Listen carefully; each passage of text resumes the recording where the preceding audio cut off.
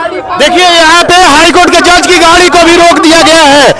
देखिए भाजपा कार्यकर्ताओं के द्वारा हाईकोर्ट के जज का भी गाड़ी को रोक दिया। नमस्कार, हल्ला बोल टीवी देख रहे हैं आप और मैं हूं विकास सिंह आपके साथ। पटना में बिहार बंद के दौरान जज की गाड़ी को रोक दिया गया है और जमकर हंगामा हुआ है।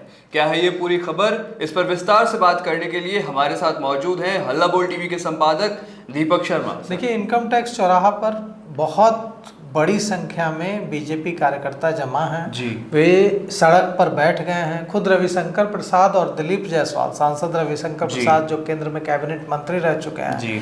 और बीजेपी के बड़े नेता हैं, बीजेपी के प्रदेश अध्यक्ष दिलीप जायसवाल, तमाम नेता सड़क पर बैठे आज नजर आए और इससे कार्यकर्ताओं का जोश और हाई हो गया है और कार्यकर्ता इनकम टैक्स गोलंबर पर गाड़ियों के आवागमन को, वाहनों के आवागमन को बाधित कर रहा है।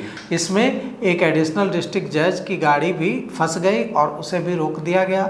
बाद में काफ़ी समझाने बुझाने के बाद गाड़ी को जाने दिया गया।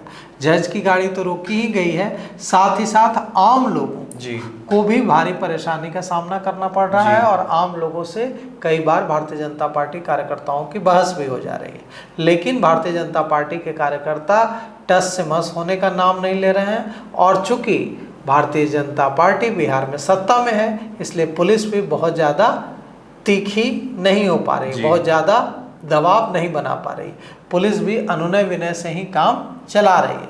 पूरे पटना में कई जगहों पर हंगामा हुआ है, दुकानें बंद कराई गई हैं।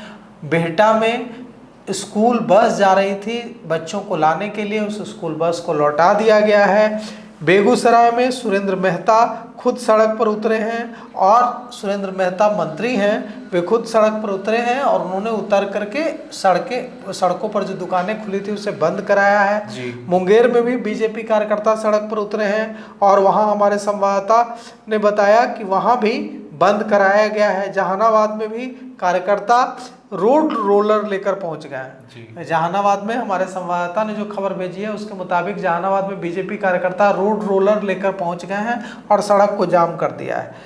बंद को लेकर यह खतरा महसूस हो रहा था कि कहीं बीजेपी और कांग्रेस आरजेडी कार्यकर्ताओं के बीच झड़प न हो जाए। इसे लेकर आरजेडी और कांग्रेस के कार्यालय के बाहर, सदाकत आश्रम और आरजेडी के दफ्तर के बाहर पुलिस ने कड़ी सुरक्षा व्यवस्था की है ताकि वह न हो जो कुछ दिनों पहले हुआ था, कैसे बीजेपी के कार्यकर्ता 300-400 की संख्या में कांग्रेस के कार्यालय पर धावा बोल दिया था। बीजेपी के कार्यकर्ताओं ने वहां जमकर मारपीट हुई थी, कई कांग्रेसी कार्यकर्ता बुरी तरह घायल हुए थे, ईंट पत्थरें चली थी और वहां जो सदाकत आश्रम में जो गाड़ियां पार्क थी उनमें भी तोड़फोड़ की गई थी। अभी देखिए, पुलिस ने आज सिर्फ पटना में 2000 से ज्यादा पुलिस जवान तैनात किए हैं, सिर्फ पटना में। पूरे बिहार में तो हजारों की संख्या में। दरभंगा में भी जो बीजेपी के कार्यकर्ता हैं बड़ी संख्या में सड़कों पर उतरे हैं। पटना की बात करें तो डाक बंगला चौराहे पर कार्यकर्ताओं ने पूरी तरह से जाम लगा दिया है। डाक बंगला चौराहे को ब्लॉक कर दिया गया है, इनकम टैक्स चौराहे को इनकम टैक्स गोलंबर को ब्लॉक कर दिया गया है। यह पूरा मामला प्रधानमंत्री नरेंद्र मोदी की माता स्वर्गीय हीराबेन को गाली देने, उनके लिए अपमानजनक शब्दों का इस्तेमाल करने का है। इसे लेकर आज गुरुवार को एनडीए ने बंद बुलाया है, भारतीय जनता पार्टी ने बंद बुलाया है, जिसका एनडीए की जो दूसरी 4 पार्टियां हैं, जनता दल यूनाइटेड, लोजपा रामविलास, जीतन मांझी की पार्टी, हम और चिराग पासवान की पार्टी लोजपा रामविलास, इन चारों पार्टियों ने समर्थन किया है और इसका असर पूरे बिहार में दिख रहा है। क्या समस्तीपुर, क्या बेगूसराय, क्या छपरा, क्या हाजीपुर, हर जगह नेशनल हाईवे जाम किया गया है और नेशनल हाईवे के जाम करने का असर यह हुआ है कि लोगों को भारी परेशानी का सामना करना पड़ रहा है। गाड़ियों की लंबी लाइन लगी हुई है। अब लोग पूछ रहे हैं कि इससे तो उन्हें ही परेशानी का सामना करना पड़ रहा है। अब चूंकि बंद का आह्वान सत्ताधारी दल की ओर से किया गया है तो पुलिस भी ज़्यादा कुछ कर नहीं पा रही है, पुलिस भी बेबस नज़र आ रही है। लेकिन अच्छी बात यह है कि यह बंद सुबह के 7 बजे से 1 बजे तक ही रहेगा। यह जो बंद का आह्वान किया गया है सुबह 7 बजे से 1 बजे तक किया गया, 5 घंटे के करीब 5 घंटे का बंद बुलाया गया है। सुबह 7 बजे से 1 बजे मतलब 11 बजने को है।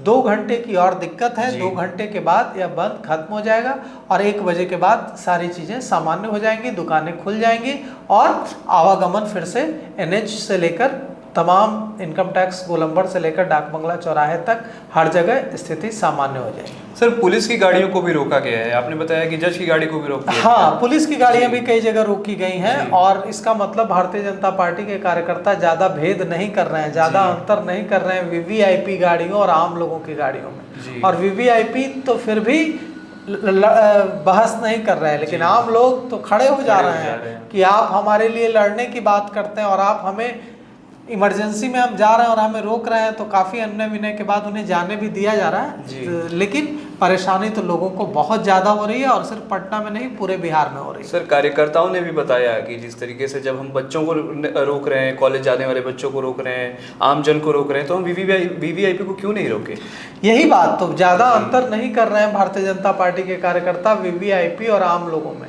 VVIP की भी गाड़ी रोक रहे हैं और आम लोगों की भी गाड़ी रोक रहे हैं। आज रविशंकर प्रसाद खूब बोले हैं, दिलीप जायसवाल और रविशंकर प्रसाद, संजय मयूख, तमाम नेता जमीन पर सड़क पर बैठे हैं और कहा है कि यह प्रधानमंत्री नरेंद्र मोदी की माता का अपमान नहीं है, यह भारत की, बिहार की हर माता का अपमान है, हर महिला का अपमान है और बिहार शर्मिंदा है, बिहार इसे नहीं सहेगा और इसका जवाब बिहार बैलेट के जरिए देगा और राहुल गांधी और तेजस्वी यादव को इसके लिए माफी मांगनी चाहिए। रविशंकर प्रसाद ने तो यहाँ तक कह दिया कि हमारे अगर किसी छोटे कार्यकर्ता ने भी अगर ऐसा कुछ किया होता तो हम उसके खिलाफ कार्रवाई करते हैं। लेकिन दूसरी तरफ तेजस्वी यादव और दूसरे जो नेता हैं राष्ट्रीय जनता दल के, वे भी पूछ रहे हैं कि भारतीय जनता पार्टी चाल चरित्र चेहरा की बात करती है, नैतिकता की बात करती है। राष्ट्रीय जनता दल की प्रवक्ता हैं सारिका पासवान, उन्हें गालियां दी गई थी, उन्हें भी सड़क पर बिना कपड़ों के घुमाने की चेतावनी दी गई थी और उस व्यक्ति को भारतीय जनता पार्टी ने अपनी पार्टी में शामिल कराया। आज एक ट्वीट किया गया है सोनिया गांधी की तरफ से, हालांकि वो ट्वीट सोनिया गांधी ने नहीं किया है, वो इंडिया ब्लॉग नाम के एक ट्विटर हैंडल से माइक्रो ब्लॉगिंग साइट X पर किया गया है, लेकिन वो वेरीफाइड ट्विटर हैंडल है और इंडिया ब्लॉग के वेरीफाइड ट्विटर हैंडल से सोनिया गांधी की तरफ से कुछ सवाल पूछे गए हैं प्रधानमंत्री नरेंद्र मोदी से।